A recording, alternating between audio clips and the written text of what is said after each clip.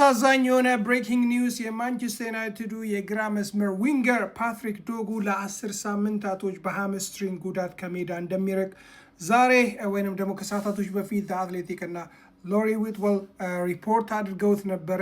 በጣም አሳዛኝ ዜና ነው። በተለይም ደግሞ ባለፉት 2 እና 3 ሳምንታቶች ላይ በጣም ከሚገባው በላይ ፐርፎርም እያደረገ ብዙዎቻችንን በጎሎቹ በአሲስቶቹ እያስደሰተ የነበረ ተጫዋች ነው። በተለይም ደግሞ ሩበን አሞሪም አይ ቲንክ ከሊድስ ጨዋታ በፊት በኒውካስል ጨዋታ ላይ ጎል አስቆጥሯል። እንዲሁም ደግሞ በሲቲዩ በአርሰናል ጨዋታ ላይ ጎል አስቆጥሮ ኢቨን በዚህ ሳምንት ፕሌየር ኦፍ ዘ ዊክ በሚለው የፕሪሚየር ሊግ ኖሚኔሽን ውስጥ አንዱ ተጫዋች መሆን ችሎ ነበረ።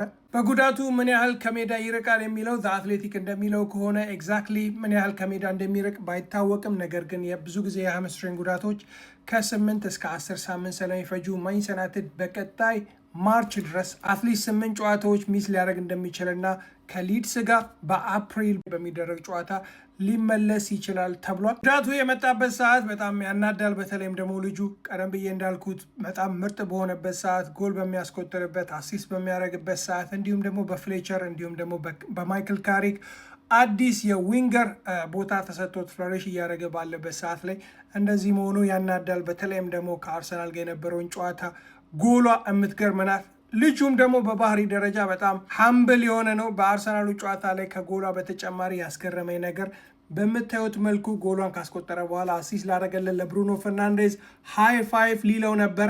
ነገር ግን እንደምታዩት ብሩኖ በዚህ መልኩ ሃይ ፋይፉን ትተህ በሚገርም ስላይድ ይህንን ምርጥ ጎልህን ሰለብሬት አድርግ ብሎት በዚህ መልኩ አይተነዋል። ይህም የሚያሳየው እንግዲህ የብሩኖ ፈርናንዴዝን ብቻ ሳይሆን የፓትሪክ ዶጉን ሀምብልነት ነው። ሆፕፉሊ በቀጣዮቹ 7 እና 8 ሳምንታቶች ከተጠበቁት አጠር ባለ ጊዜ መልሰን የምናገኘው ይሆናል ብዬ ተስፋ አረጋለሁ። የእናንተ አስተያየት ምንድን ነው? በዚህ ተጫዋች መጎዳት እሱን ተክቶ በዛ ቦታ ላይ መጫወት ያለበት በፉልሃሙ ጨዋታ ላይ ማን ነው ብላችሁ ታስባላችሁ? ኮመንት ላይ ያሳውቁኝ።